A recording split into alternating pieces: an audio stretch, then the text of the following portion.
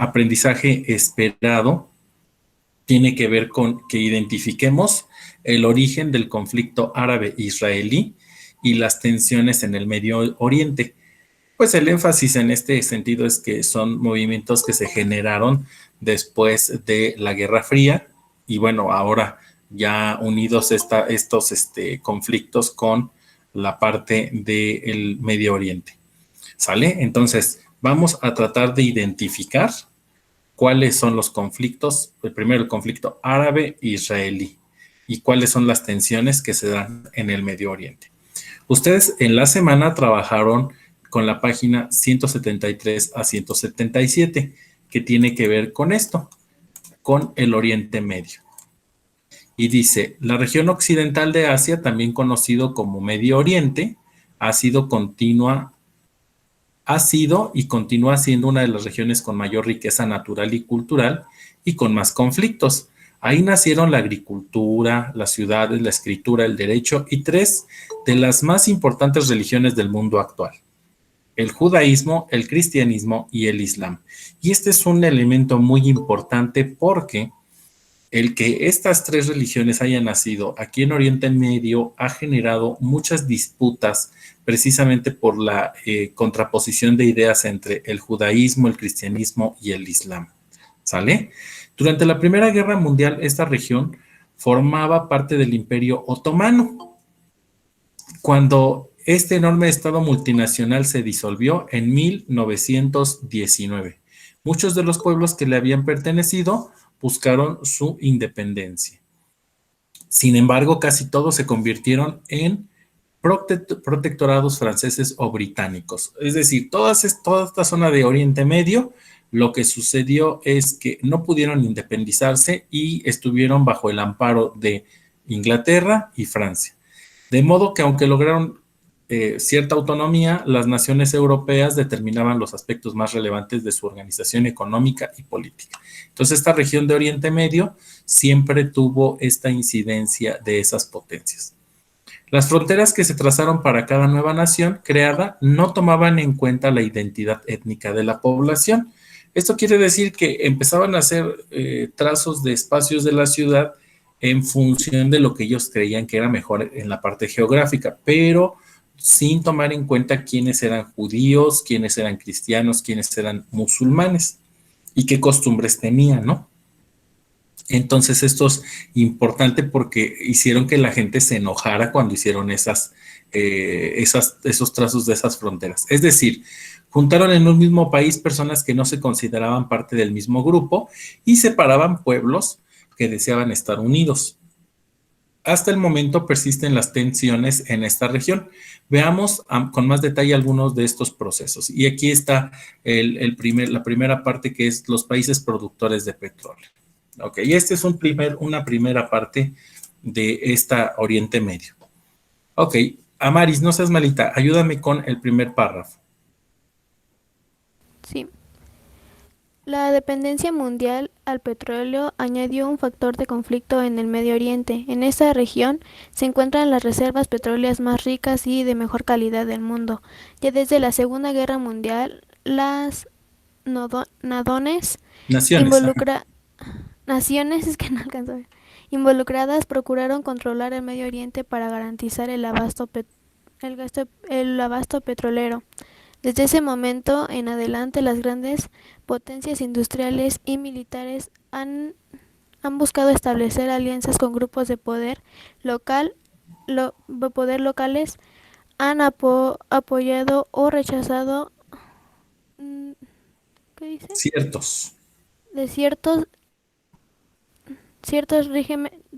regímenes y han participado directamente en conflictos con algunas de estas naciones. Ok, gracias a Marisa. Entonces, fíjense, no obstante que hay cristianos, judíos y musulmanes, se viene a poner un puntito más en el conflicto, que son quiénes son los países que tienen petróleo y quiénes son las naciones que quieren controlar este mineral.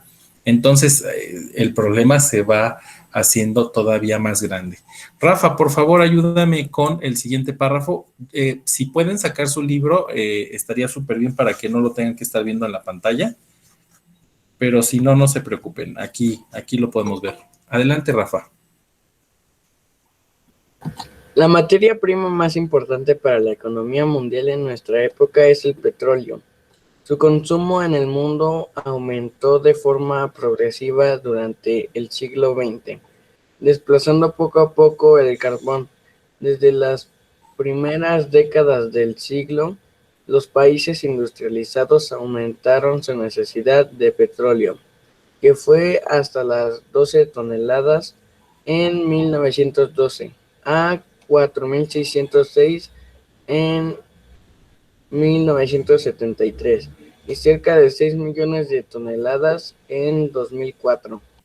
Ok, imagínense lo importante que es el petróleo, que en ese entonces, en 1912, era de 12 toneladas y hoy se producen más, yo considero que más de 10 millones de toneladas de petróleo en el mundo.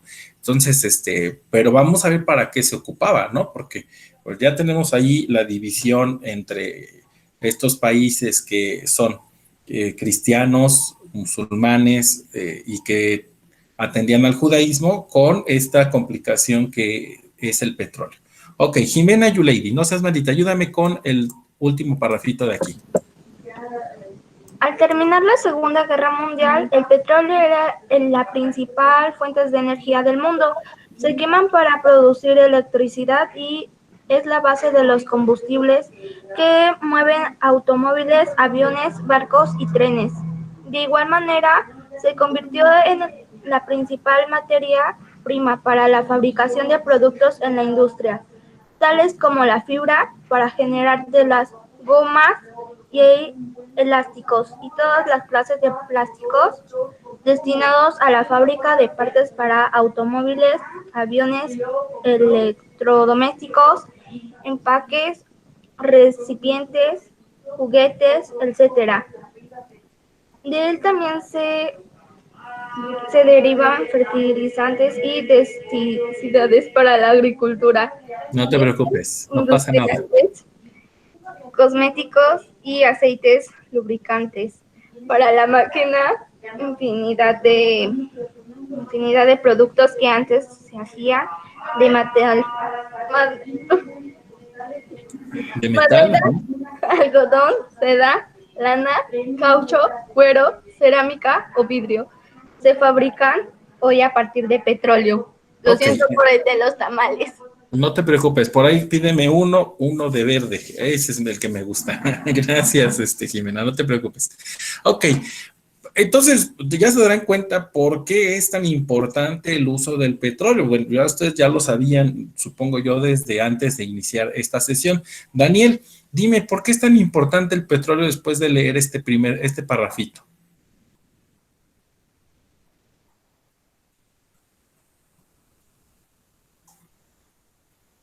Daniel ya se fue a desayunar seguramente.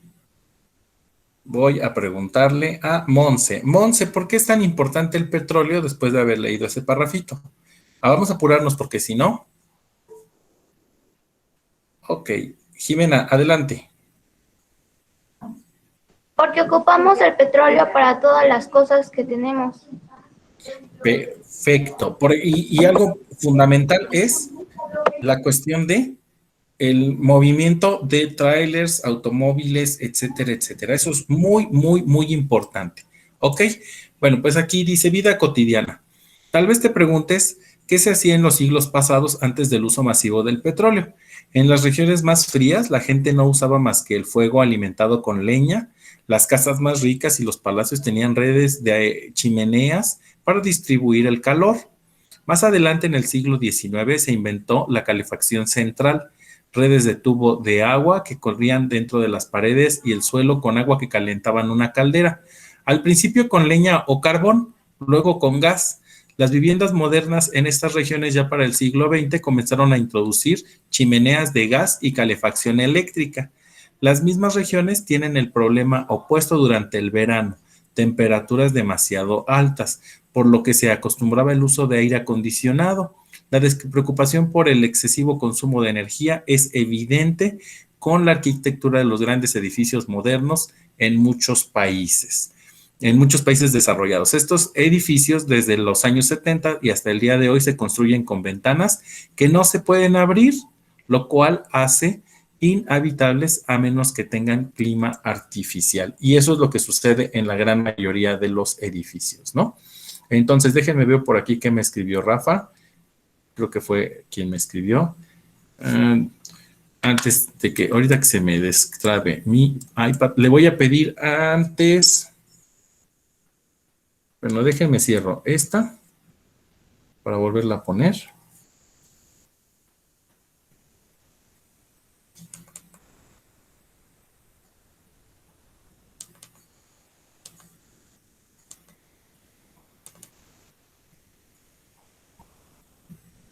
¿Quién sabe por qué no apareció?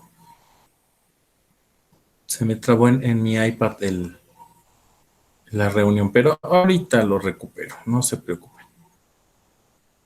Aquí estoy. Ah, pero perdí ya el mensaje porque es nuevo. Ok, déjenme regreso acá entonces, al de aquí. Así no tengo que estar regresándome en el chat cuando tengo el iPad puesto. Ok, el petróleo se ocupa para crear electricidad. Sí, aunque hoy, Rafa, la gran mayoría de la electricidad se crea mediante hidroeléctricas, geotérmica, bueno, con energía geotérmica, con energía eólica, etcétera, etcétera. No te preocupes, Monse, ahorita de todas formas, me ayudas con los otros dos parrafitos.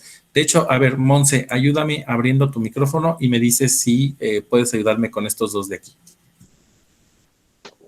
Los países de Medio Oriente Sí. más ricos en yacimientos de petróleo como Irak, Irán, Kuwait, Arabia Saudita, Libia y los Emiratos Árabes Unidos, donde se concentrales. Ay, perdón, es que no alcanzo a ver. No te preocupes, hasta que termines el parrafito, donde se concentran. ¿Estás en teléfono, Monse, o estás en computadora? En computadora. Ah, no, ahí no vas a poder hacerlo más grande. Ok. Con centrales mayores reservas petroleras del mundo, aumentan su importancia en el escenario internacional. Estas naciones, junto con otros países que poseen reservas petroleras como Venezuela, México y Noruega, integraron en 1960 la Organización de Países Exportadores de Petróleo. OPEP. OPP. Su función es establecer los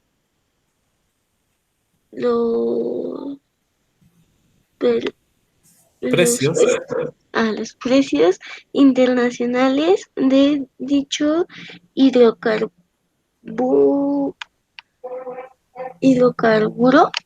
Perfecto, muy bien. Janet, no seas malita, ábreme tu micrófono y dime cuáles son los países productores de petróleo. Son, ¿cómo se llama? Mira, Venezuela, México, Noruega. ¿Y no? Ok, mira, ya me diste otros que son también importantes, como Venezuela. Los más importantes en Medio Oriente, Janet, son Irak, Irán, Kuwait, Arabia Saudita, Libia y Emiratos Árabes. De hecho, hubo un problemón grandísimo con Irak. Estados Unidos invadió Irak porque Irak había invadido a Kuwait. Irak invadió a Kuwait con la intención de hacerse del control del petróleo de este país. Estos dos tienen mucho petróleo, pero él quería tener la mayor parte de todo el petróleo de Oriente Medio. Y Estados Unidos entró en guerra con Irak y esto culminó con la muerte de un dictador que se llama Saddam Hussein. ¿Ok? ¿Hasta aquí vamos bien? Sí, maestro. Maestro. Ok. Sí, profesor. Bien, pues me voy a regresar para acá y vamos a una primer parada. Por favor, de este video únicamente me van a anotar en su cuaderno las ideas principales.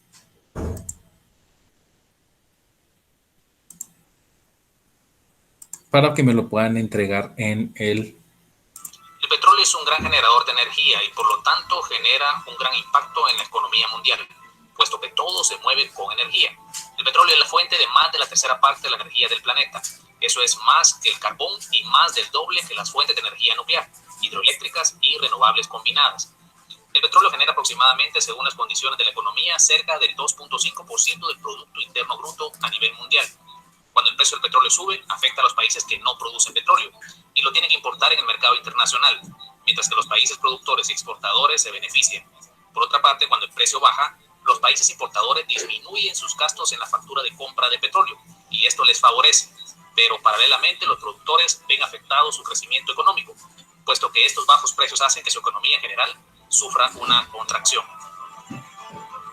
Debido a la importancia del petróleo, se creó una organización, el cual busca regular las políticas de los países productores integrantes. Esa organización es la OPEP, del cual hablaremos en este video. Así que sin más, iniciamos.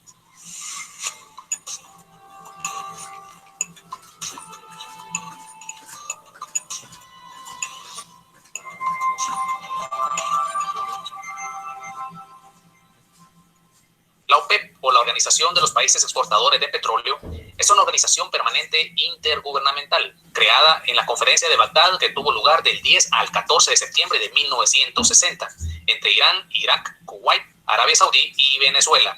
A los 5 países fundadores se les unieron 8 países más: Qatar, Indonesia, Libia, Emiratos Árabes Unidos, Argelia, Nigeria, Ecuador y Gabón.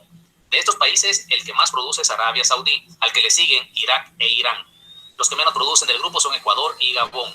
Además de los países miembros, existen otros países productores de petróleo que, sin formar parte de la organización, participan como observadores en las reuniones ordinarias del grupo. Estos países son Sudán, México, Noruega, Rusia, Kazajistán, Omán y Egipto. La sede de la organización se encuentra en Viena, gracias a las facilidades que el gobierno austriaco otorgó. El fin de la OPEP es coordinar y unificar las políticas petroleras entre los países miembros, con el fin de garantizar unos precios justos y estables para los productores de petróleo, el abastecimiento eficiente, económico y regular del petróleo a los países consumidores y un rendimiento justo del capital de los inversores.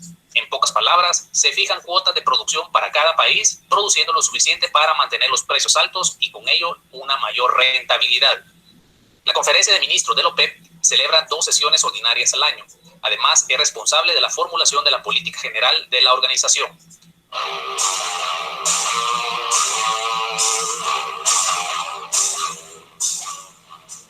La OPEP, desde el momento de su fundación, contó con el rechazo tanto de los países consumidores, sobre todo Estados Unidos, como de las principales organizaciones petroleras. Sin embargo, y como consecuencia de las decisiones adoptadas por los países productores, poco a poco se fue creando conciencia en las naciones desarrolladas y consumidoras del petróleo, que este es un bien perecedero y por lo tanto debían ajustar sus necesidades de consumo a través de la adopción de medidas de conservación, eficiencia y ahorro. De esta forma podemos decir que la OPEP cumple con los siguientes objetivos. En primer lugar, estabilizar los precios del petróleo en los mercados internacionales. En segundo lugar, salvaguardar los intereses de los estados productores. En tercer lugar, abastecer de forma eficiente y segura a los países consumidores. Y por último, procurar una ganancia justa a los inversores en la industria del petróleo. Estructura organizativa de la OPEP. La OPEP se conforma organizativamente de la siguiente forma: una junta de gobernadores que está integrada por altos funcionarios de cada país miembro. Esta junta prepara la agenda de la OPEP, es decir, el planteamiento de los diversos temas que se van a tratar en las reuniones ordinarias. Sus decisiones se trasladan a los ministros de cada país para que se lleven a cabo. También se encuentra la Secretaría General, que es la portavoz y representante legal de la organización, coordinando las relaciones públicas y el departamento jurídico. Su papel es el estudio del mercado petrolífero y sus condiciones. También se encuentra la Comisión de Economía, que es un órgano puramente técnico que se encarga del estudio de las condiciones de oferta y demanda del mercado de petróleo y prepara los proyectos de soluciones de la organización que se deben discutir y aprobar en las conferencias. Entonces, la influencia de la OPEP en el mercado de petróleo es indudable. Aproximadamente el 43% de la producción mundial y el 81% de las reservas mundiales de petróleo están en países miembros de la OPEP. Su dominio en las exportaciones de petróleo está en torno al 35% de todo el mundo y concentra la totalidad de la capacidad de producción de crudo, pudiéndose afirmar que la OPEP se ha convertido en una especie de banco central del mercado petrolífero.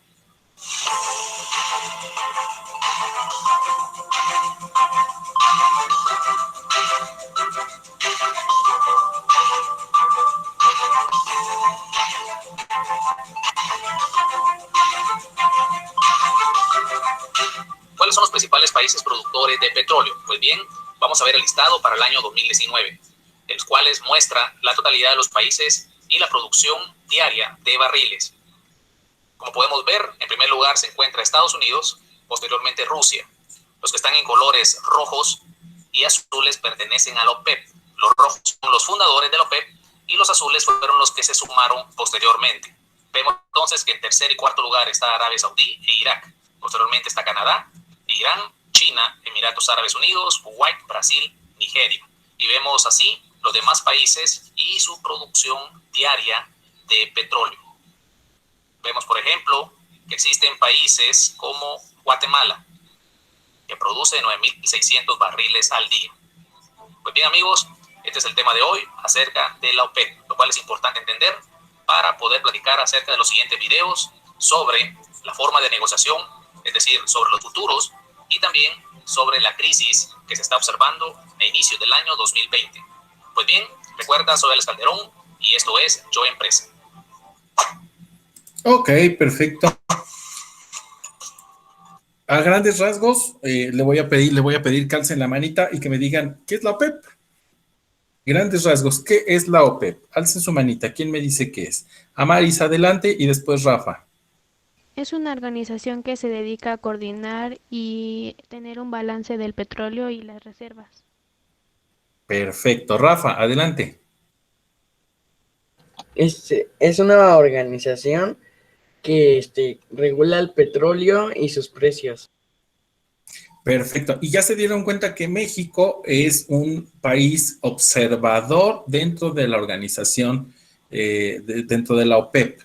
Entonces, no tiene voz ni voto. Si ustedes se dieron cuenta, somos de los países que producen más petróleo, pero no somos el que más produce. El que más produce es Estados Unidos. Y lo que sí les puedo decir es que en últimas fechas hemos descubierto más yacimientos petroleros en nuestro país, pero también quiero hacerles ver y notar algo.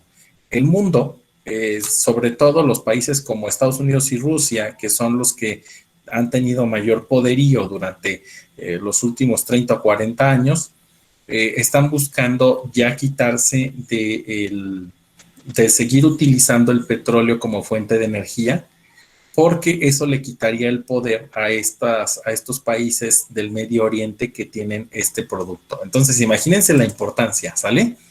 Muy bien, pues vamos con la fundación de Israel y el conflicto árabe-israelí. Rapidísimo, le voy a pedir, por favor, a ver, ¿quién quiere leer? Levante la manita. Ok, Janet, A ver, José. yo, profesor, pero ¿cuál es? Y Rafael. Ok, Ángel, dame un chancecito, levanta tu manita también y déjala levantada. Janet, adelante el primer parrafito, la fundación de Israel y el conflicto árabe-israelí, por favor. Sí, profe, voy. Dice, la Fundación Israel y el conflicto árabe-israelí. En el siglo II, espera. Ahí está. En el siglo II D.N.E. Ok, ahí me quedo. De nuestra era. Acuérdense que ellos han dividido el tiempo antes de nuestra era y después de nuestra era, o dependiendo del nacimiento de Cristo.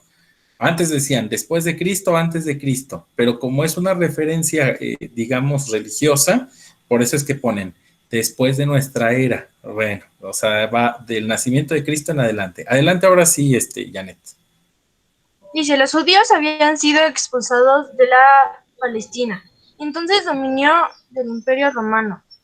Los judíos se dispersaron por todo el mundo, en un movimiento conocido como la diáspora. Sin embargo, nunca perdieron su identidad étnica. Es decir, estuvieran donde estuvieran, se consideraban judíos, antes que cualquier otra cosa, y en la medida de lo posible evitaban mezclarse con otras poblaciones. De este modo, el pueblo judío siguió existiendo durante 2000 años, sin tener un territorio propio.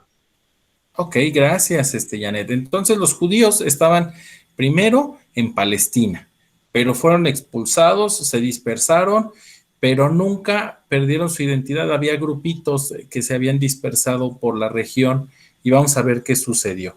Gracias, Janet. Puedes bajar tu mano. José, adelante. El inicio del conflicto entre árabes e israelíes tuvo lugar durante la Primera Guerra Mundial, cuando los británicos, quienes luchaban contra los turcos y alemanes de Oriente Medio, prometieron a los pobladores judíos y de Palestina que los apoyarían para separarse del Imperio Otomano y fundar un país propio en la región, a cambio de su ayuda militar. A la vez, hicieron una oferta igual a los pueblos árabes que vivían en el mismo territorio, a quienes además ofrecieron expulsar a los judíos. O sea, imagínate, bueno, los británicos, los ingleses les ofrecieron a unos que iban a acabar con los árabes y a los árabes que iban a terminar con los judíos. Entonces el conflicto empezó a hacerse de mayores proporciones. Muy bien, José, puedes bajar la mano. Rafa, adelante. Cuando la guerra terminó y el Imperio Otomano dejó de existir, Gran Bretaña, sin poder cumplir ninguna de las dos promesas, ejerció un protectorado sobre Palestina. Tanto árabes como judíos combatieron en contra de la ocupación británica, además de seguir peleando entre sí. O sea, como no les cumplió, se quedó en el territorio y entonces, además de estar peleando con árabes y con judíos, lo que sucedió es que al mismo tiempo peleaban árabes contra judíos, árabes contra británicos, judíos contra británicos. Eso era un completo relajo. Ángel, adelante, por favor, al finalizar la segunda. Al finalizar la Segunda Guerra Mundial, miles de judíos huyeron de Europa para refugiarse en Palestina. Como sobrevivientes de los campos de concentración nazi, ansiaban un país propio donde pudieran practicar su cultura y religión. Gran Bretaña, presionada por los países árabes, se negó a permitir la emigración judía. Se integraron organizaciones judías que realizaron múltiples ataques terroristas contra los británicos de Palestina, hasta que poco a poco la emigración judía creció y así se crearon muchas comunidades en este país árabe. Ok, entonces crecieron las comunidades judías. Abril, tenías levantadita tu mano, adelante. El siguiente parrafito. ¿Donde dice la situación se ha complicado? No, en 1948, ¿ya viste? Ah, sí, ya. En 1948, la Asamblea General de las Naciones Unidas lanzó una resolución para que el territorio de Palestina fuera dividido entre las poblaciones árabe y judía. Ese fue el nacimiento del Estado de Israel. Los palestinos se opusieron a perder territorio a manos de los judíos. Desde su creación, Israel mantuvo una guerra permanente con sus vecinos árabes. Ok, apoyados por Estados Unidos, los israelíes se enfrentaron con fuerzas mucho más numerosas y salieron victoriosos. Como resultado del conflicto, miles de árabes palestinos salieron de la zona buscando refugio en los países vecinos como Siria, Egipto y Líbano. Asimismo, muchos de otros refugiados se organizaron para luchar contra Israel. O sea, ya era un rollo de todos contra todos ahí en esa zona de Oriente Medio. En 1964 fundaron la Organización para la Liberación de Palestina. Su líder, Yasser Arafat, continuó la lucha hasta su muerte en 2005, aunque los enfrentamientos en este territorio siguen hasta el día de hoy. Hoy es un problema vigente, el de el territorio israelí. Israel también entró en guerra repetidamente con otras naciones de la región, Egipto, Siria, Irak, Jordania y Líbano. Con frecuencia, con varias de ellas a la vez, invadió territorios más allá de lo que se le había designado. La OLP, respondió con atentados terroristas. Entre los más conocidos están el asesinato de 12 deportistas israelíes durante las Olimpiadas de Múnich, en Alemania Occidental, en 1972, y el secuestro de un avión de pasajeros francés en 1975. Ok, ahora vamos a el de acá. Por favor, tomen nota para el apunte que me van a entregar en línea.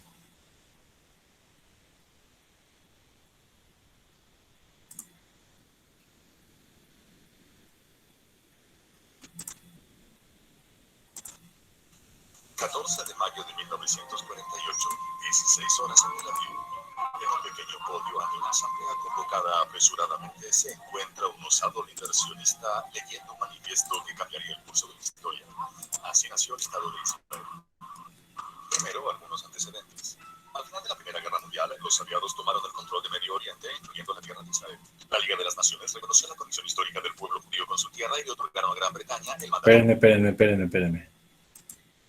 Pensé que sí se va a entender por la cuestión de la rapidez. Ahorita lo ponemos normal. Si no, no me van a entregar nada en el apunte.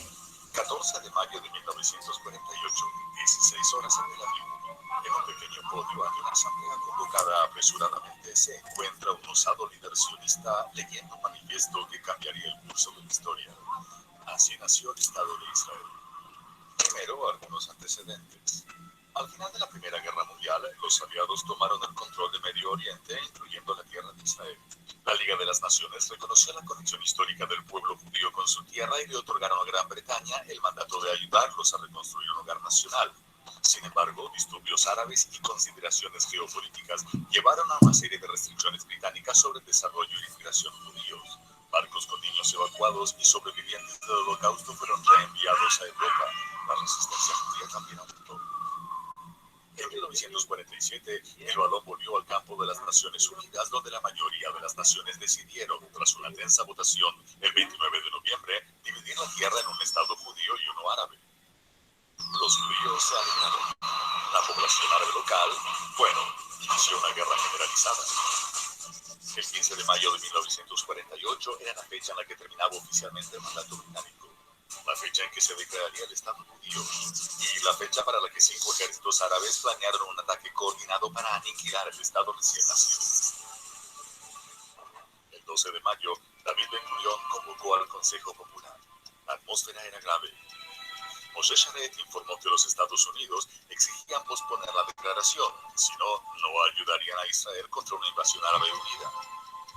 Golda Meir informó que el rey Abdallah se arrepintió de su acuerdo original y que sí se uniría al ataque. Algunos líderes militares expresaron serias dudas sobre la capacidad de la pequeña comunidad judía de resistir a 5 ejércitos árabes regulares equipados con armamento europeo. De alguna manera, luego de 13 horas de deliberaciones, Ben-Gurión logra inclinar la balanza contra la exigencia norteamericana. Y el viernes 14 de mayo, ante la presencia de líderes judíos locales, declara el establecimiento del Estado de Israel. La proclamación se inspiró en la Declaración de Independencia de Estados Unidos, reivindica los derechos históricos y morales del pueblo judío sobre su patria histórica y define a Israel como un Estado judío democrático basado en la igualdad de derechos, la libertad y la justicia. La declaración finaliza haciendo un llamamiento a que los judíos retornen a su hogar e invita a la paz a la población árabe local y a los países árabes vecinos.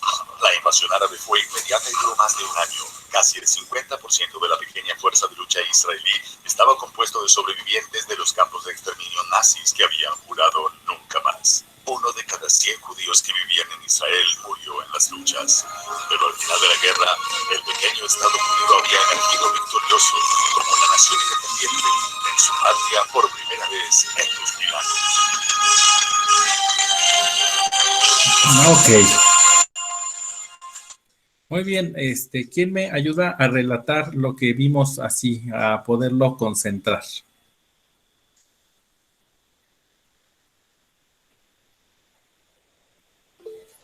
Adelante, Amaris, adelante.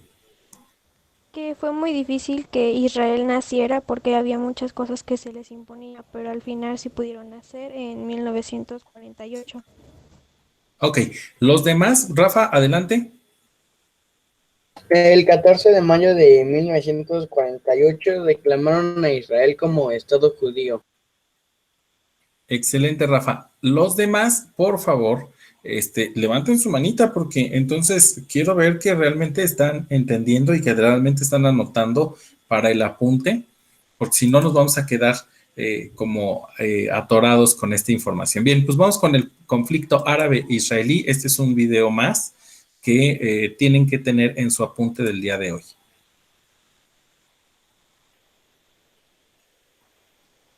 Hola, amigos de la historia. Bienvenidos a una nueva sesión de Un Profesor. Yo soy Oscar y hoy quiero hablaros del conflicto árabe-israelí. Bien, este conflicto del árabe-israelí es el conflicto por la posesión y el control del territorio palestino. De hecho, israelianos y palestinos llevan más de 50 años en guerra, por decirlo así. Todo empezó, pues hagamos un poquito de historia previa, después de la Primera Guerra Mundial, que con la derrota del Imperio Turco-Otomano, se ve empujado a ceder muchos de sus territorios. Pues bien, concretamente, Palestina es cedida al Reino Unido. Es decir, al finalizar la Primera Guerra Mundial, el Reino Unido manda en esa región. Palestina es, por decirlo así, como una colonia inglesa. Después de la Segunda Guerra Mundial, se dan cuenta que hay que solucionar eso, que ellos no pueden, y los ingleses no pueden estar mandando en un territorio que no es suyo. Así que lo que deciden es repartir ese territorio entre árabes y entre palestinos e israelianos. ¿Y por qué? Pues porque el Reino Unido había cometido el error de prometerle a Palestina su independencia y al mismo tiempo de prometerle a los judíos la cesión de un terreno en Palestina. Es decir, hubo un conflicto de intereses. A unos les prometió la independencia y a los otros les prometió un sitio en ese lugar. Bien. Como sabéis, después de la Segunda Guerra Mundial, muchos judíos emigran a Palestina, con lo cual empezamos ya a tener una serie de conflictos y enfrentamientos entre judíos y palestinos. De hecho, el 29 de noviembre de 1947, la ONU promulga un plan de partición de Palestina, creando así pues, dos estados dentro de Palestina, un estado judío y un estado árabe. De hecho, solo los judíos firmaron esa declaración, los árabes nunca han estado de acuerdo. Tanto es así que en 1948 hay un ataque de 5 países árabes en contra de Israel. Estos 5 países son Transjordania, Egipto, Siria, Líbano e Irán. Estos países, que si os dais cuenta, rodean Palestina. Dime, Janet, adelante. Se me hace que se le está un ataque conjunto. Activando su manita. Sí, es lo que veo. No te preocupes. Continúo. Hacia Israel. Este logra vencer. Es decir, Israel obtiene la victoria y es más, consiguen muchos nuevos territorios que ampliaban los que la ONU les había otorgado. En 1964 se crea la OLP, Organización para la Liberación de Palestina, y hay una serie de ataques de la organización que viene a ser un poco terrorismo de hecho, ¿vale? Pues atacan las fronteras de Israel con los países árabes. En 1967 se crea la República Árabe Unida, que vuelve a atacar a Israel. Ese pan-arabismo, que se conocía así, está formado por Jordania, Irak, Siria, con el apoyo de Egipto. Pues bien, Israel vuelve a vencer, obtiene la victoria, es más, vuelve a conseguir nuevos territorios que antes no poseía. Y ya finalmente en 1973 hay un nuevo ataque, esta vez por parte de Egipto, Siria y Jordania, pero, ya siguiendo la tradición, Israel vuelve a vencer contraatacando, consigue la victoria y logra firmar finalmente la paz con Egipto. Con lo cual el mundo árabe, es decir, Irak, Jordania, Siria, al ver que Egipto ha firmado la paz, pues ellos también ven que ellos solos no van a poder jamás derrotar a Israel y también se retiran un poco y solo dan apoyo a la OLP. Es decir, después de 1973, el mundo árabe deja un poco solos a los palestinos, con lo cual Israel puede seguir con la colonización del territorio palestino. ¿Esto qué produce? Pues los palestinos o se exilian o viven en un territorio que en cualquier momento puede pasar a manos israelianas, o convertirse en terroristas y luchar contra Israel. Así pues, amigos, hemos visto en grandes rasgos qué es el conflicto árabe-israelí, cuándo comenzó, el porqué de este conflicto y un poquito la cronología del conflicto. Ya para finalizar, solo deciros que este conflicto está lejos de tener una solución, pues se han intentado muchas intermediaciones que jamás han llegado a buen puerto. Así pues, amigos, espero que os haya gustado e interesado el tema y, como siempre, emplazaros a nuestra página web unprofesor.com, donde encontraréis ejercicios de este tema y otros muchos temas que a buen seguro os pueden interesar. Así que me despido. Ok, perfecto. Entonces, pues ya nos dimos cuenta cómo es que este video resume el conflicto árabe-israelí. Y bueno, pues espero que hayan tomado notas ahí para poder entregar en su apunte de la sesión en línea. Otros conflictos en Oriente Medio. Además de los conflictos con Israel, los países de esta región sufren de prolongada inestabilidad interna. En la mayoría de ellos hay disputas entre los grupos étnicos locales. El Islam es la religión dominante, estos son los árabes. Pero eso no significa que la región sea uniforme, porque además hay judaísmo, ¿están de acuerdo? Dentro del Islam hay diferentes tendencias. Además, fue una religión extendida sobre una variedad compleja de cultura diferentes que, aun cuando se reconozcan como hermanos de fe, no siempre se consideran iguales entre sí y pelean por el dominio político y territorial. A esa diversidad se suma la presencia de judíos y cristianos de diferentes tendencias que, aunque son minoría, en Líbano, por ejemplo, representan un grupo importante. Finalmente, hay pueblos que se identifican como una sola etnia, pero que no tienen un territorio propio. Este es el caso de los kurdos, que están repartidos entre Irak, Siria y Turquía. Aquí ya hay otro problema, ¿no? Luego acá. La situación se ha complicado con la participación de las potencias mundiales en los conflictos. Por ejemplo, Afganistán fue invadida por la URSS en 1979. Estados Unidos prestó su apoyo a través de armamento a un grupo de extremistas islámicos, al Talibán, para combatir a los soviéticos. Ustedes recordarán al inicio del curso que vimos el ataque a las Torres Gemelas, justamente enmarcado por el Talibán. Estados Unidos había ayudado a los talibanes y los talibanes después atacaron a los Estados Unidos. Cuando finalmente los socialistas fueron expulsados en 1988, se inició una guerra interna entre jefes militares por el control del país que duró varios años. En 1996 los talibanes se impusieron a los demás y establecieron un régimen teocrático muy fuerte. Aquí es lo que les decía yo de la guerra del Golfo Pérsico. La guerra del Golfo Pérsico es otro acontecimiento emblemático de la difícil situación en esta zona. En 1990, 2 de los países integrantes de la OPEP entraron en conflicto. Irak había promovido un aumento general del precio internacional del petróleo. Kuwait se opuso. Entonces el presidente iraquí Saddam Hussein invadió Kuwait pretendiendo anexarlo a su territorio, con el pretexto de que había sido originalmente parte de Irak, pero se había separado de manera arbitraria por los ingleses tras la Primera Guerra Mundial. De inmediato, Estados Unidos promovió una alianza con otros países y buscó el respaldo de la Organización de Naciones Unidas para oponerse a la invasión de Kuwait. Las tropas de Hussein se retiraron, pero aún así fueron masacradas al dejar Kuwait. Después, Estados Unidos invadió Irak, lo cual ya no estaba dentro del acuerdo con la ONU. El gobierno estadounidense, encabezado por George Bush, no logró que Hussein abandonara la presidencia del país, por lo que promovió un nuevo acuerdo con la ONU para bloquear comercialmente a Irak. Como consecuencia, la población sufrió escasez de muchos productos básicos y el gobierno iraquí tuvo que intercambiar petróleo por alimentos y medicinas. Al día de hoy, el Oriente Medio sigue sin encontrar la paz.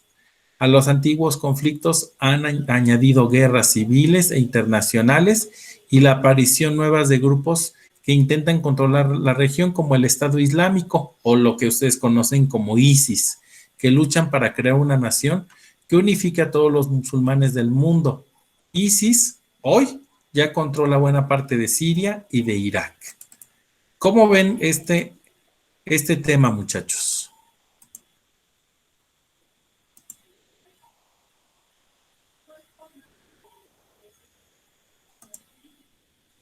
Rafa, ¿qué me puedes decir al respecto? Déjenme regreso para acá. Adelante, Rafa. Que gracias a este tema podemos ver que, por ejemplo, el ataque a las dos torres gemelas, ya podemos ver, nos explica mejor de cómo es que sucedió. Claro, y cómo es que está todo este conflicto, pues ¿cómo les diré? Pues muy armado, pues muy terrible en esa zona, ¿no? Entonces, bueno, pues aquí ya tenemos nosotros una idea de cómo es que iniciaron esos conflictos en el territorio. Daniel, ¿queda claro todo? Sí, profesor. Segurísimo. Perfecto, muchachos. En este momento vamos a colocar en el chat, por favor, su nombre, empezando por apellidos. Sí, Amari, son muchos conflictos. El petróleo, exacto, sí, tuvo mucho que ver ese conflicto del petróleo y hoy todavía sigue siendo un factor que nos genera un conflicto, la cuestión del petróleo. Una vez que hayan puesto su nombre con apellidos, pueden ir abandonando la sesión y nos vemos, Dios mediante, dentro de 8 días. Cuídense. Hasta luego, profesor. Hasta luego, profesor. Bonito día. Hasta luego, maestro. Que tenga un buen día. Bonito fin de semana. Igualmente. Hasta luego, maestro. Cuídense mucho. Hasta luego, profesor, que le vaya bien. Gracias, cuídense mucho. Adiós, maestro. Adiós, cuídense muchísimo.